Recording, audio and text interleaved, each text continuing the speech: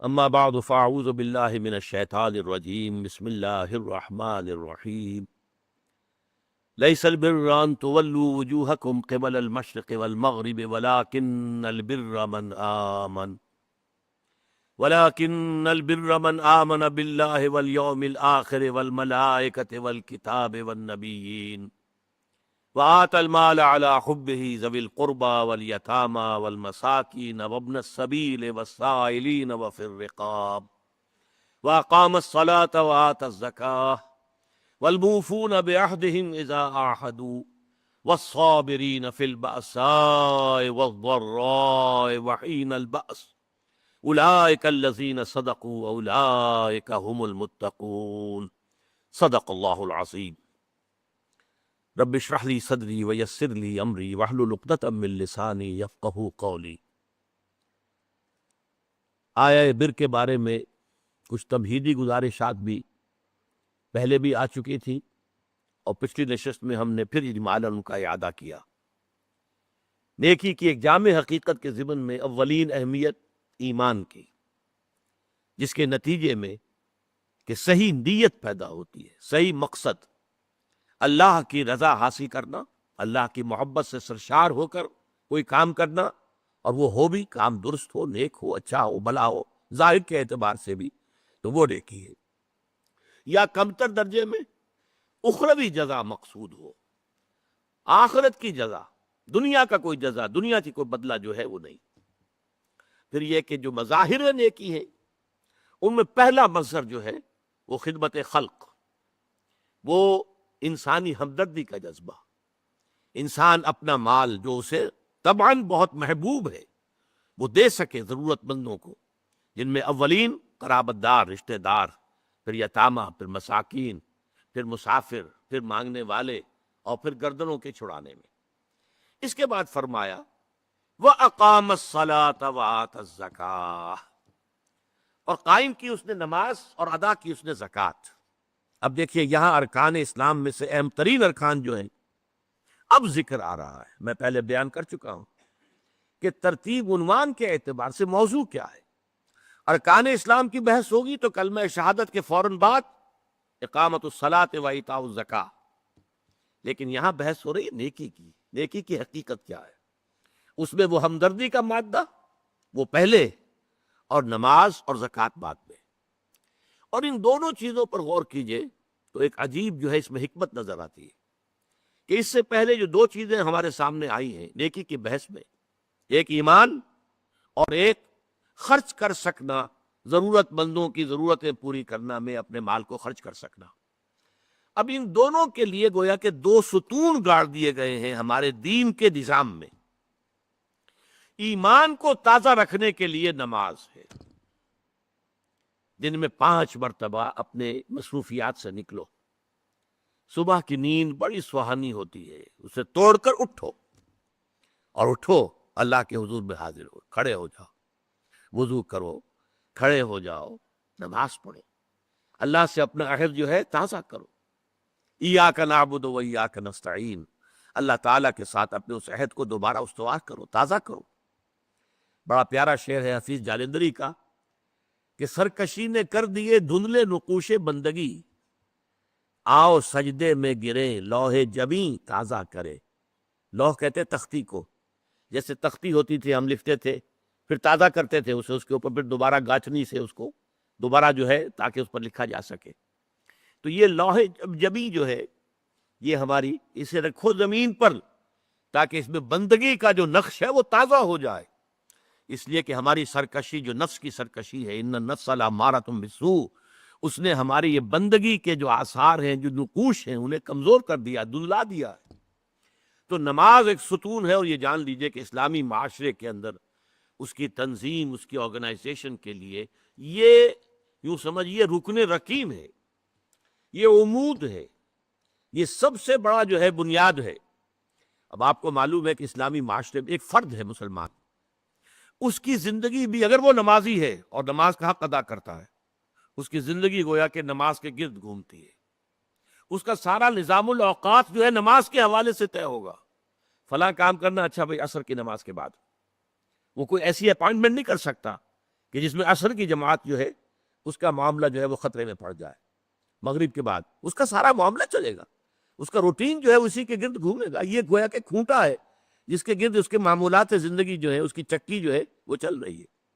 اسی طریقے سے معاشرہ، اب 5 مرتبہ دن میں مسلمان مسجد میں جمع ہو رہا ہے، ایک امام کے پیچھے کھڑے ہیں، اور ایک دفعہ ہفتے میں جو ہے بڑی آبادی کے لوگ جو ہیں مسجد جامع میں جمع ہو گئے.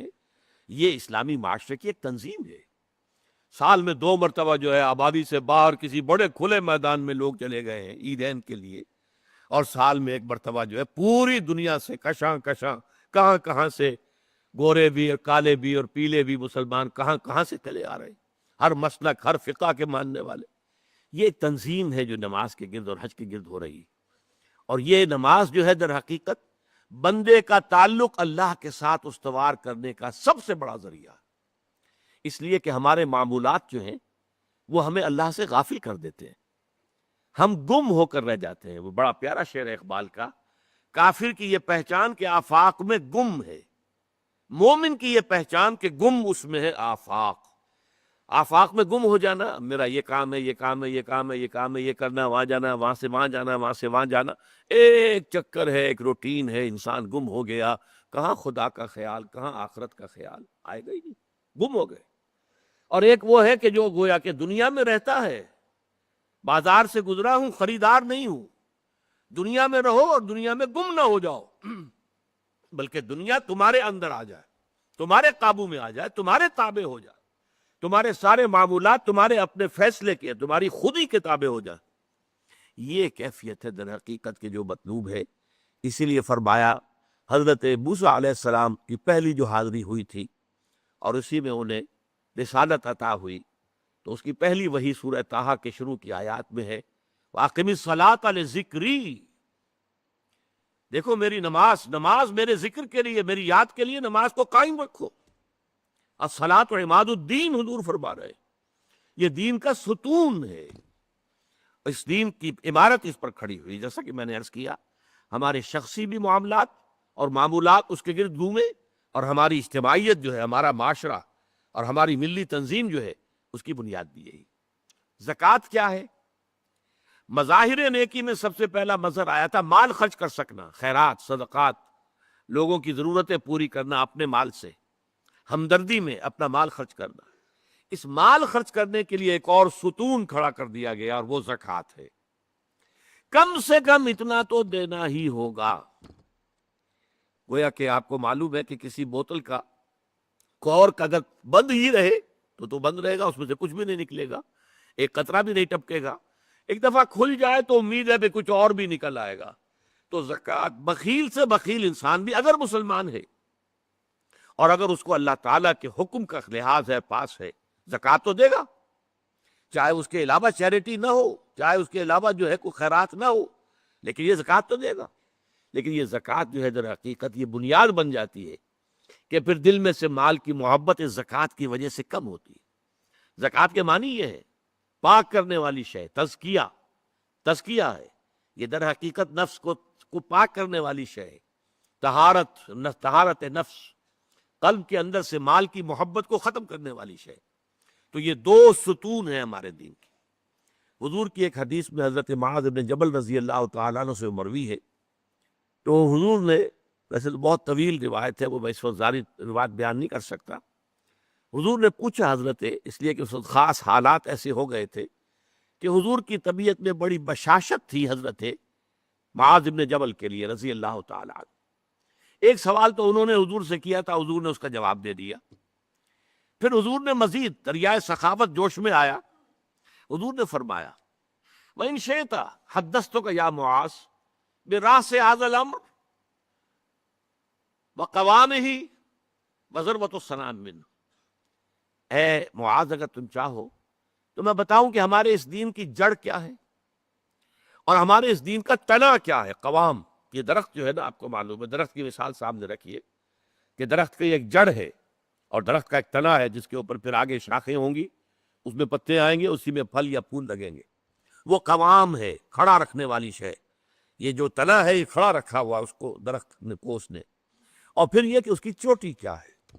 میں تمہیں بتاؤں، تو انہوں نے کہا بے ابی و امی انت یا رسول اللہ قل لی، میرے ماں باپ آپ پر قربان ہو اے نبی صلی اللہ علیہ وسلم، ضرور بتائیے مجھے۔ تو فرمایا ان رأس ھذا الامر، دیکھو ہمارے اس دین کی جڑ کیا ہے؟ شہادت اللہ الہ الا اللہ وان محمد رسول اللہ، یہ ہے جڑ۔ اور ہمارے اس دین کے معاملے کا جو تنا ہے، قوام ہے، وہ کیا ہے؟ اقام الصلاۃ و ایتاء الزکاۃ، نماز کا قائم رکھنا اور زکوٰۃ کی ادائیگی۔ نماز سے تعلق اللہ کے ساتھ قائم، زکوٰۃ سے تعلق اپنے ابنائے نو کے ساتھ، غربا، مساکین، جو معاش کی دوڑ میں پیچھے رہ گئے ہیں، آپ کے اپنے بھائی بند، آپ کے اعزاء، آپ کے اقربا، زکوٰۃ سے آپ کا ایک رابطہ ان سے تعلق قائم ہوا۔ نماز سے الصلاۃ عماد الدین، اور الصلاۃ معراج المومنین، اسے معراج المومنین بھی کہا گیا۔ نماز سے تعلق اللہ کے ساتھ، زکوٰۃ سے تعلق خلق خدا کے ساتھ، اللہ تعالیٰ کے بندوں کے ساتھ۔ اور یہاں زکوٰۃ کا جو لفظ آ گیا تو نوٹ کیجئے، پہلے جو فرمایا تھا وَآتَ الْمَالَ عَلَىٰ حُبِّهِ ذَوِي الْقُرْبَىٰ وَالْيَتَامَىٰ وَالْمَسَاكِينَ وَابْنَ السَّبِيلِ وَالسَّائِلِينَ وَفِي الرِّقَابِ، اور یہاں فرمایا وَآتَ الزَّكَاةَ، اس کا مطلب یہ دو علیحدہ چیزیں ہیں۔ پہلے جو فرمایا ہے وہ نفل ہے، وہ ادا کرنا ہے زکوٰۃ کے علاوہ۔ اس لیے ایک حدیث میں بھی آتا ہے، حضور نے فرمایا صلی اللہ علیہ وسلم ان فی المال لحقا سوی الزکاۃ، دیکھو مسلمانوں یہ نہ سمجھ بیٹھنا کہ تم نے اپنے مال میں سے زکوٰۃ نکال دی تو بس اللہ کا حق پورا نکل گیا، نہیں نہیں، ان فی المال لحقا سوی الزکاۃ، تمہارے اموال میں اللہ کا حق ہے زکوٰۃ کے علاوہ بھی۔ اور پھر آپ نے وہ آیت پڑھی وَآتَ الْمَالَ عَلَىٰ حُبِّهِ ذَوِي الْقُرْبَىٰ وَالْيَتَامَىٰ وَالْمَسَاكِينَ وَابْنَ السَّبِيلِ وَالسَّائِلِينَ وَفِي الرِّقَابِ وَأَقَامَ الصَّلَاةَ وَآتَى الزَّكَاةَ، اس نے جو ہے مال دیا اس کی محبت کے علی رغم، قرابت داروں کو، یتیموں کو، مسکینوں کو، اور مسافروں کو، مانگنے والوں کو، اور گردنوں کے چھڑانے میں، اور قائم کی نماز اور ادا کی زکوٰۃ۔ تو زکوٰۃ ایک فرض شے ہے، اور وہ جو پہلے بیان ہوا ہے وہ نفل ہے، وہ اضافی ہے، وہ زکوٰۃ کے علاوہ ہے، وہ زکوٰۃ کا حصہ نہیں ہے، بلکہ در حقیقت اس جذبے کو سسٹین کرنے کے لیے زکوٰۃ کی حیثیت ایک ستون کی ہے، جیسے ایمان کو تازہ رکھنے کے لیے نماز کی حیثیت ایک ستون کی ہے، صلاۃ و عماد الدین، اسی طریقے سے انفاق اللہ کی راہ میں مال خرچ کر سکنے کی صلاحیت جو ہے اس کو برقرار رکھنے کے لیے زکوٰۃ کی عبادت فرض کی گئی۔ اب اس کے بعد آئیے وَالْمُوفُونَ بِعَهْدِهِمْ إِذَا عَاهَدُوا، اور وہ لوگ کہ جو اپنے معاہدوں کو پورا کرنے والے ہوں جبکہ وہ عہد کر لے۔ ایفاء عہد، اس کی کیا اہمیت ہے؟ ایک حدیث، حضور کے جو خادم خاص تھے حضرت انس بن مالک رضی اللہ تعالی عنہ، تقریباً 9 برس تک مدنی زندگی جو ہے اس میں وہ حضور کے ذاتی خادم کی حیثیت سے رہے، اور ان کا کہنا یہ ہے کہ قلما خطبنا رسول اللہ صلی اللہ علیہ وسلم الا قال لا ایمان لمن لا امانۃ له ولا دین لمن لا عہد له، کہتے ہیں شاذ ہی کبھی ایسا ہوا ہوگا کہ حضور نے ہمیں خطبہ ارشاد فرمایا ہو کسی بھی موقع پر، اور اس میں یہ الفاظ مبارکہ آپ نے نہ فرمائے ہو کہ اس شخص کا کوئی ایمان نہیں جس میں امانت داری کا وصف نہیں، اور اس شخص کا کوئی دین نہیں جس میں ایفاء عہد نہیں۔ کیوں؟ دین بھی نام ہے اللہ سے اپنے ایک عہد کو پورا کرنے کا۔ نماز کی ہر رکعت میں ہم کیا کہتے ہیں؟ ایاک نعبد و ایاک نستعین، پروردگار ہم صرف تیری ہی بندگی اور پرستش کرتے ہیں، اور صرف تیری ہی بندگی اور پرستش کرتے رہیں گے، اور اے پروردگار ہم صرف تجھ ہی سے مدد کے خواہاں ہیں اور تجھ ہی سے مدد چاہتے رہیں گے۔ یہ عہد ہے، بہت بڑا عہد ہے، بہت بڑا عہد ہے۔ اس عہد کو پورا کرنا ہی دین ہے، اللہ کی بندگی، اللہ کے احکام کی اطاعت، اللہ نے جن چیزوں کو حرام کیا ان سے اجتناب کرتے رہنا، اللہ کے فرائض کی ادائیگی، اللہ کے لیے تن من دھن لگا دینا، ایاک نعبد و ایاک نستعین۔ اب ظاہر بات ہے کہ جو شخص انسانوں کے ساتھ چھوٹے چھوٹے کیے ہوئے عہد پورے نہیں کرتا، وہ اتنا بڑا عہد اللہ کے ساتھ کیسے نبھا دے گا؟ جو 2 پیسے کے اندر امانت کا ثبوت نہیں دے سکتا، اس میں بھی خیانت کر گزرتا ہے، وہ 2 کروڑ میں کیسے امین ثابت ہوگا؟ لہذا لا دین لمن لا عہد لہ، لا ایمان لمن لا امانت لہ ولا دین لمن لا عہد لہ۔ جس شخص میں امانت داری کا وصف نہیں ہے اس کا کوئی ایمان نہیں، اور جس کے اندر ایفاء عہد کا مادہ نہیں ہے اس کا کوئی دین نہیں۔ اب خاص طور پر اس نیکی کی بحث میں جس ربط اور ترتیب کے ساتھ یہ بات آ رہی ہے اس کو سمجھیے۔ در حقیقت یہ معاملات جو ہیں انسان کے، بین الانسانی معاملات، یہ در حقیقت اس کا تذکرہ ہے، اس لیے کہ اب تک جو معاملے آئے، ایک خدمت خلق اور انسانی ہمدردی کا جذبہ، پھر نماز کا قیام، زکوٰۃ کی ادائیگی، اب جو یہاں آ رہا ہے یہ معاملات ہیں بین الانسانی معاملات۔ معاملہ کہتے ہیں جو 2 افراد کے مابین کوئی بات ہو رہی ہو، عمل سے معاملہ، جوہد سے مجاہدہ، قتل سے مقاتلہ۔ تو جب 2 فریقوں کے درمیان جوہد ہوگی، جوہد کا جوہد سے ٹکراؤ ہوگا، وہ مجاہدہ بن جاتا ہے۔ جب 2 فریق ایک دوسرے کو قتل کرنے کے درپے ہے، یہ مقاتلہ ہے۔ معاملہ جب 2 انسان یا 2 فریق یا 2 گروہ یا 2 کمپنیاں، یہ کمپنیاں جو ہے وہ بھی آپ کو معلوم ہے لیگل پرسنز شمار ہوتے ہیں، ان کے مابین کوئی معاملہ ہو رہا ہے، کوئی معاملہ طے کر رہے ہیں، ان معاملات کے اندر سٹریم لائننگ کرنے والی ایک شے ہے، اگر وہ ہو جائے سارے معاملات درست ہو جائیں گے۔ اب آپ کو معلوم ہے ایفاء عہد کا جذبہ پیدا ہو جائے۔ دیکھیے معاملات کی میں آپ سے وضاحت کروں، ایک شخص امپلائر ہے، ایک امپلائی ہے، ان کے درمیان ایک کانٹریکٹ ہے، یہ ریمونریشنز ملیں گی، یہ مراعات، یہ مفادات، یہ تنخواہ، یہ کام تمہیں کرنے ہیں۔ اب اگر ایک شخص پوری تندہی کے ساتھ وہ کام نہیں کرتا تو وہ حرام خوری کر رہا ہے، ایفاء عہد نہیں کر رہا۔ ایفاء عہد کا تقاضا یہ ہوگا کہ کوئی سپروائز کرنے والا ہے یا نہیں ہے، کوئی دیکھنے والا ہے یا نہیں ہے، وہ اپنے معاہدے کے اندر بنے ہونے کی بنیاد پر کام کرے، اور حتی الامکان اپنی جو بہترین صلاحیتیں ہیں وہ۔ اسی طرح چھوٹا سا معاملہ ہے، آپ نے ایک شخص کو مزدور کے طور پر رکھا ہے، شام کو 100 روپے آپ نے دینے ہیں، یہ ایک معاہدہ طے ہو گیا۔ اب یہ مزدور اگر کام چور ہے کہ اگر تو کوئی دیکھنے والا ہے تو کام کر رہا ہے، اور اگر کوئی دیکھ نہیں رہا تو بیٹھ گیا، تو یہ بے ایمانی کر رہا ہے، یہ وعدہ خلافی کر رہا ہے۔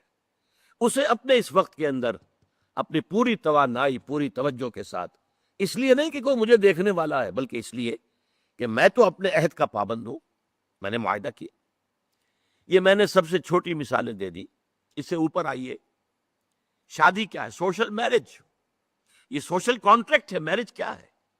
ایک مرد ایک عورت، اس کے درمیان معاہدہ ہے، ساری عمر کا نباہ کرنا ہے، بیوی کے یہ فرائض ہیں جو اسے ادا کرنے ہیں، شوہر کی یہ ذمہ داری ہے، اس کے نان نفتے کا وہ ذمہ دار ہے، اس کے لیے سکنا فراہم کرنا اس کے ذمے ہے، اس کے لیے رہائش کا بندوبست کرنا اس کے ذمے ہے، نان نفقہ اس کے ذمے ہے، بیوی کے یہ فرائض ہیں جو اسے ادا کرنے ہیں۔ اب یہ در حقیقت ایک سوشل کانٹریکٹ ہے۔ اگر کوئی بھی اس کے اندر خیانت کا ارتکاب کر رہا ہے تو اس نے اپنے عہد کی خلاف ورزی کی۔ اسی طرح دیکھیے بہت سے معاہدے ہوتے ہیں جو ریٹن نہیں ہوتے، طے شدہ نہیں ہوتے۔ اولاد اور والدین میں بھی ایک معاہدہ ہوتا ہے، امپلائڈ ہے وہ کیا معاہدہ ہے؟ والدین اپنی جوانی میں اپنے آپ کو انویسٹ کرتے ہیں اپنی اولاد میں، ان کی تعلیم ہے، ان کی تربیت ہے، ان کو کھلانا ہے، ان کو پلانا ہے، ان کے لیے کپڑے کا بندوبست ہے، وہ اپنی ساری توانائیاں جو ہے لگا رہے ہیں ان کو پالنے پوسنے میں۔ اور اس کے اندر امپلائڈ کانٹریکٹ ہے کہ جب یہ بوڑھے ہو جائیں گے اور وہ جوان ہو جائیں گے تو اب ان کو لک آفٹر کریں گے، ان کی خدمت کریں گے، ان کی سیوا کریں گے، ان کے ساتھ حسن سلوک کے ساتھ پیش آئیں گے۔ یہ کانٹریکٹ ہے، چاہے یہ لکھا ہوا نہ ہو، امپلائڈ کانٹریکٹ ہے۔ بہرحال پوری انسانی زندگی کا اگر آپ تجزیہ کریں گے تو معاہدات کے گرد گھومتی ہے۔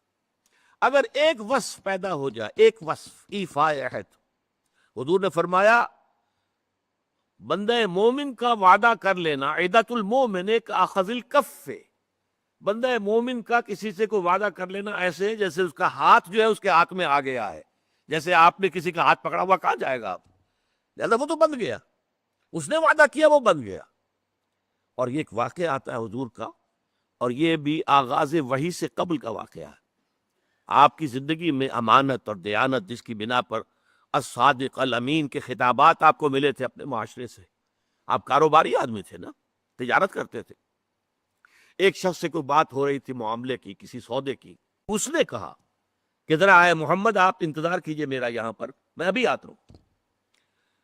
وہ جا کر اپنے کاموں میں ایسا مصروف ہو گیا، بھول گیا.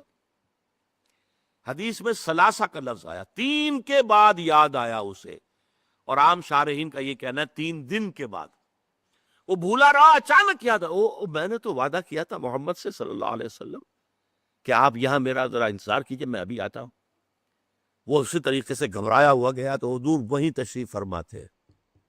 3 دن اس نے معذرت پیش کی، کہا میں بھول گیا. تو حضور نے فرمایا میں تو اپنے عہد کا بندہ ہوا تھا، میں نے تم سے وعدہ کیا تھا کہ میں یہاں تمہارا انتظار کروں گا، میں کر رہا ہوں. تو یہ ہے اصل میں. اور جیسا کہ قرآن مجید میں اسی سورہ بنی اسرائیل میں آیا ہے، ان العہد کان مسئولا، یہ عہد جو ہے اس کی تو اللہ تعالیٰ کیا مسئولیت ہے، جواب دہی ہوگی، پوچھ گچھ ہوگا. تو یہ ہے معاملات انسانی میں نیکی کا وہ جذبہ جو ہے وہ خاص طور پر جو ظاہر ہوگا وہ ایفاء عہد کے حوالے سے تمام معاملات، بین الانسانی تعلقات اور تمام معاملات کے اندر سٹریم لائننگ کر دے گا. اب آئیے آخری بات آ رہی ہے، وَالصَّابِرِينَ فِي الْبَأْسَاءِ وَالضَّرَّاءِ. یہاں صابرون نہیں کہا، موفون نہیں. اس کا کیا مطلب ہے؟ یہاں پر در حقیقت کچھ الفاظ محذوف ہیں. وَأَخُصُّ بِذِكْرِ الصَّابِرِينَ، اور خاص طور پر میں ذکر کرنا چاہتا ہوں صبر کرنے والوں کا. یہ جو نیکی کی بحث ہے اس میں نوٹ کر لیجئے. ایک ہے نیکی بدھ مت کے بھکشوؤں کی نیکی، عیسائی راہبوں کی نیکی، ہندوؤں کے سنیاسی اور تپسیاؤں کی نیکی. وہ نیکی کیا ہے؟ کاروبار دنیاوی کو چھوڑو، معاشرے کے جو مین کرنٹ ہے اس سے نکل کر کہیں پہاڑوں میں، گفاؤں میں، کہیں موناسٹریز میں کہیں جاؤ، بیٹھ جاؤ. اسلام کی نیکی یہ نہیں ہے، کیونکہ اس صورت میں تو گویا کہ نیکی معاشرے سے خارج ہو گئی، بدی کو اور کھل کھیلنے کا موقع مل گیا، کوئی مقابلے میں رہا ہی نہیں. یہ گویا کہ بدی کے لیے میدان کو خالی چھوڑ دینا ہے. اسلام جس نیکی کی تبلیغ کرتا ہے وہ در حقیقت بدی کے خلاف سفارہ ہونے والی نیکی ہے.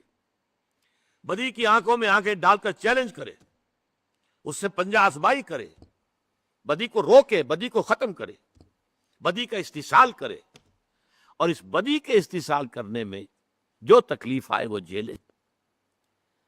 جو سورہ لقمان کی آیت میں نے پہلے بھی آپ کو سنائی تھی، یا بنی اقم الصلاۃ وامر بالمعروف وانہی عن المنکر واصبر علی ما اصابک.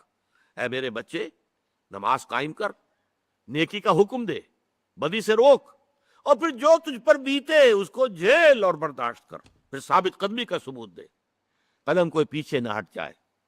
تو اسلام کی نیکی جو ہے وہ اس طرح کی نیکی نہیں، پیسیو نیکی نہیں ہے، ایکٹیو نیکی ہے. وہ آگے بڑھنے والی نیکی ہے. وہ ماحول کو بدی سے خالی کرنا چاہتی ہے. وہ یہاں نیکی کا غلبہ چاہتی ہے، بدی کا استحصال کرنا چاہتی ہے.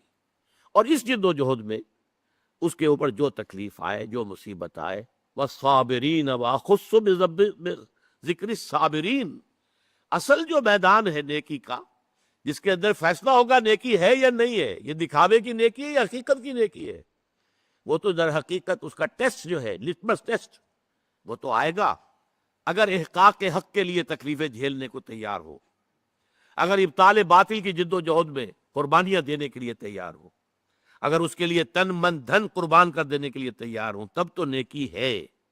ورنہ یہ نیکی کا ڈھونگ ہے، یہ نیکی کا صرف ایک ظاہری سا ہے. جیسے کہ میں نے عرض کیا تھا، بعض آج کل ہوتے ہیں ایسے ہیٹرز کہ نیچے جو ہے نظر آتا ہے انگارے دیکھتے ہوئے، حالانکہ وہ بالکل کچھ بھی نہیں، ان میں آگ ہے ہی نہیں، انگارے ہے ہی نہیں، نظر آ رہے ہیں انگارے.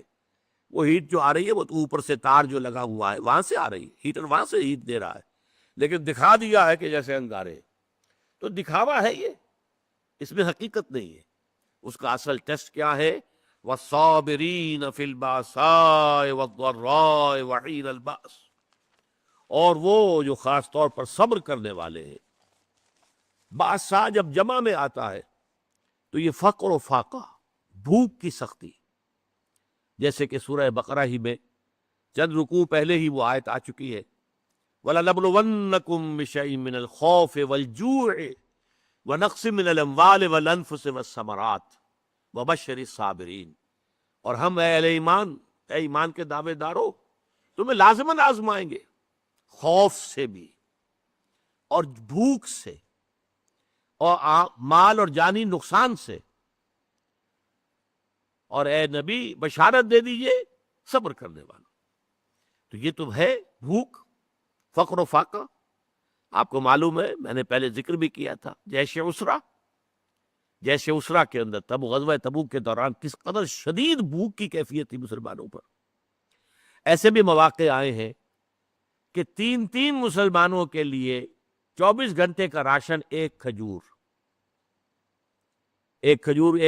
ایک صحابی نے، ایک مسلمان نے منہ میں کر کے تھوڑی دیر چوس لی، پھر دوسرے کو دے دی، پھر دوسرے نے چوس لی، کچھ گلوکوز پہلے کو مل گیا، کچھ دوسرے کو مل گیا، پر تیسرے کو مل گئی۔ یہ بھی آیا۔ اب جھیلنا، اسے برداشت کرنا۔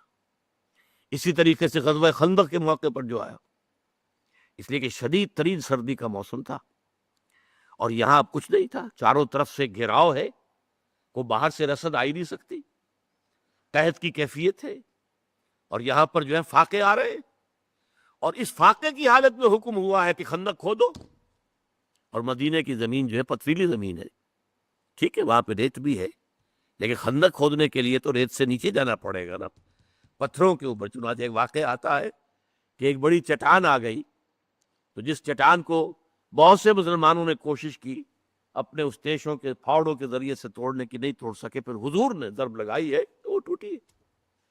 تو وہ چٹانیں جو ہیں ان کو توڑ رہے ہیں، اور ہے فاقے سے، تو لوگوں نے اپنے پیٹوں کے اوپر پتھر باندھے ہوئے اپنی چادروں کے ساتھ کس لیے ہیں، تاکہ ایک تو وہ کہ ہنگر پینز نہ ہو، وہ جو پیٹ کے اندر بروڑا اٹھتا ہے درد کی وجہ سے، اگر معدہ خالی ہے تو وہ تو احتجاج کرے گا، لیکن اس بوجھ تلے اس کو لے آئے، پتھر تلے، تو وہ جو ہے اس میں وہ کیفیت پیدا نہیں ہوگی، کمر دوہری نہ ہو جائے۔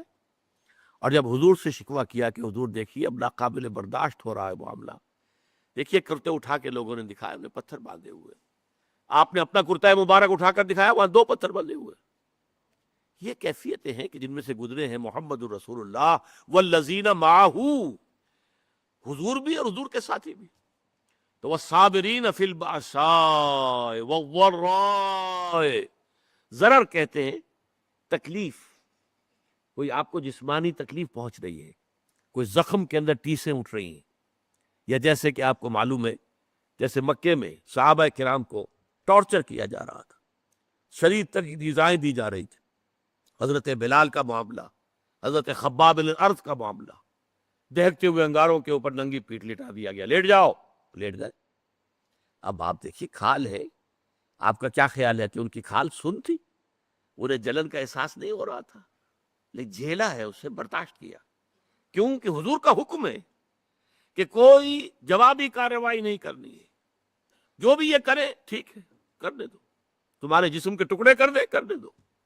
اسی وجہ سے لیٹ گئے، اور جو ہے وہ کھال جلی ہے، پھر پیٹھ کی جو چربی ہے وہ پگھلی ہے، اس سے پھر وہ انگارے ٹھنڈے ہوئے ہیں، یہ کیفیت ہے، جھیلنا ہوتا۔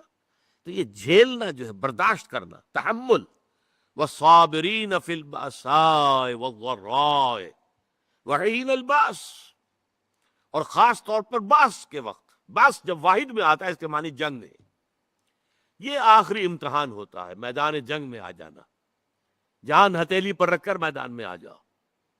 ظاہر بات ہے جو جنگ میں گیا وہ گویا کہ اپنی جان کا رسک لے کر جا رہا ہے، یہ تو اگر کوئی خاص اللہ کا فضل ہے کہ لوٹ آیا تو یہ تو فضل ہے، یہ تو ایک طرح سے نئی زندگی ہے، ورنہ در حقیقت جنگ میں جانے والا اپنی جان کا رسک لے کر، اور وہاں پھر صبر کرنا، ڈٹے رہنا، وہاں پیٹھ نہ دکھانا۔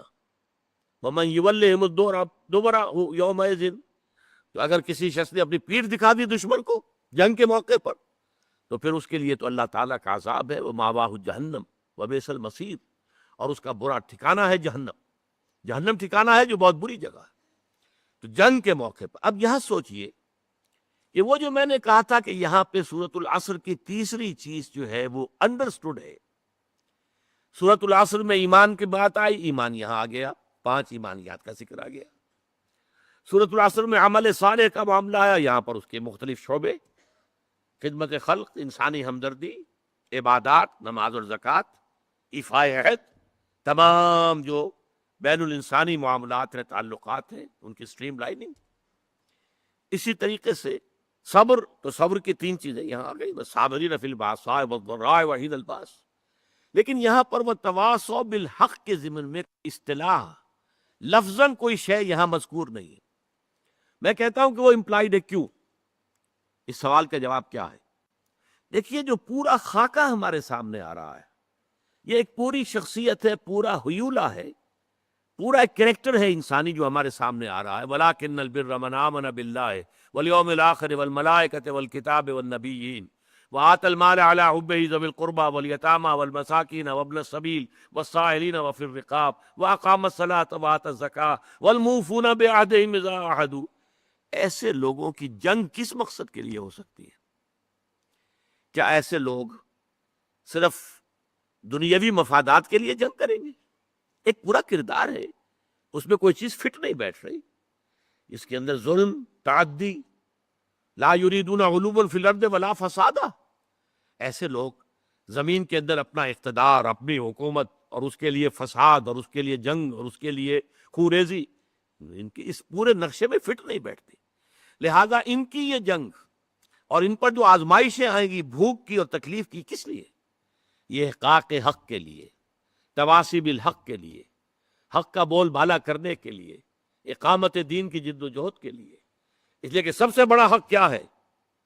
یہ زمین اللہ کی ہے اور اس پر اسی کا حکم چلنا چاہیے. یہ ہے سب سے بڑا حق.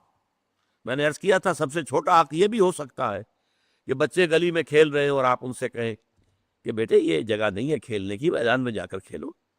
تمہاری گیند سے یا تمہاری گلی سے کسی گاڑی کا شیشہ ٹوٹ جائے گا اور اس پر بھی ریزنٹمنٹ ثابت آئے گی. بچے جو ہے شاید آپ کو اپنی عزت سلامت لے کر وہاں سے جانا جو ہے وہ نصیب نہ ہو. اسی طریقے سب سے بڑا خیر کیا ہے؟ یہ زمین اللہ کی ہے. ان الارض للہ، زمین اللہ کی ہے، یہاں اس کا حکم چلنا چاہیے. جیسے کہ عیسائیوں کی جو لارڈز پریئر ہے، اس میں الفاظ ہیں بڑے خوبصورت. Thy kingdom come, thy will be done on earth as it is in heavens. اے رب، تیری حکومت، تیری بادشاہت زمین میں قائم ہو جائے، اور اے رب تیری مرضی جیسے آسمانوں میں پوری ہو رہی ہے. سورج تیرے حکم کا تابع ہے اور چاند تیرے حکم کا تابع ہے. اے پروردگار، اسی طریقے سے زمین پر بھی تیرا ہی حکم چلے. یہ ہے سب سے بڑا حق. اس حق کے لیے میدان میں آنا. اور ظاہر بات ہے کہ جب یہ آیتیں نازل ہو رہی تھی تو وہ ایک نقشہ موجود بالفعل تھا. محمد الرسول اللہ والذین معہ ان وادیوں میں سے گزر چکے تھے. ایمان کے مراحل انہوں نے طے کیے. انسانی ہمدردی کے کتنے بڑے بڑے مظاہر سامنے آئے. حضرت ابوبکر کا ذکر ہو چکا ہے ایک جنگ کے موقع پر، اور غالباً یہ غزوہ احد کی بات ہے، کیونکہ بہت سے مسلمان شہید بھی ہوئے تھے، بہت سے زخمی بھی تھے. بعد میں کوئی پانی پلانے والا آیا، العطش العطش. معلوم ہوتا ہے کہ جب جسم میں سے خون زیادہ نکل جائے زخموں سے تو پیاس شدید ہو جاتی، پانی کی کمی جسم میں ہوتی ہے. العطش العطش. تو ایک کے پاس وہ ایک پیالہ لایا گیا، منہ سے لگایا گیا کہ برابر میں ذرا آواز آئی العطش العطش. تو اس نے کہا اچھا اچھا پہلے میرے بھائی کو پلاؤ پھر میں پی لوں گا. وہاں لے کر گئے تو اس کے قریب سے کہیں اور سے آواز آ گئی العطش. اس نے کہا پہلے میرے اس بھائی کو پلاؤ پھر میں پی لوں گا. وہاں جب پہنچا ہے پانی لے کر، جو شخص بھی لے کر گیا تھا ان کا دم نکل گیا. واپس آئے تو ان کی بھی روح پرواز کر چکی. واپس آئے تو پہلے کا بھی انتقال ہو چکا. یہ انسانی ہمدردی. موت کے وقت بھی یہ کیفیت، یہ ایثار. یؤثرون علی انفسہم ولو کان بہم خصاصہ. اپنے اوپر دوسروں کو ترجیح دینا. یہ سارے مراحل طے کر چکے تھے صحابہ کرام، اور لوگوں کے سامنے نقشے موجود تھے، اور ان کا ایفاء عہد یہ سب ان کے سامنے موجود تھا. اب یہ لوگ تھے کہ جو جنگیں بھی کر رہے تھے، قتال کر رہے تھے، جانیں دے رہے تھے. یقاتلون فی سبیل اللہ فیقتلون ویقتلون، اللہ کی راہ میں قتال کر رہے ہیں، قتل ہوتے بھی ہیں، قتل کرتے بھی ہیں۔ تو یہاں پر گویا کہ یہ خود بخود اس ماحول کے حوالے سے بھی یہاں جو درمیان میں ایک خلا ہے وہ پر ہوتا ہے، اور دوسرے اس دلیل سے کہ یہ جنگ ظاہر بات ہے، دنیا میں کبھی بھی کسی نے اس کو اچھی بات تو نہیں کہا، لیکن یہ کہ یہ جب خیر کے لیے ہو، بھلائی کے لیے ہو، تواصی بالحق کے لیے ہو، احقاق حق کے لیے ہو، ابطال باطل کے لیے ہو، اللہ کے دین کے غلبے کے لیے ہو، اقامت دین کی جد و جہد کے لیے ہو، تو یہ کہ والصابرین فی الباساء والضراء وعید الباس اولئک الذین صدقوا واولئک هم المتقون، یہی ہیں وہ لوگ کہ جو راست باز ہیں، سچے ہیں۔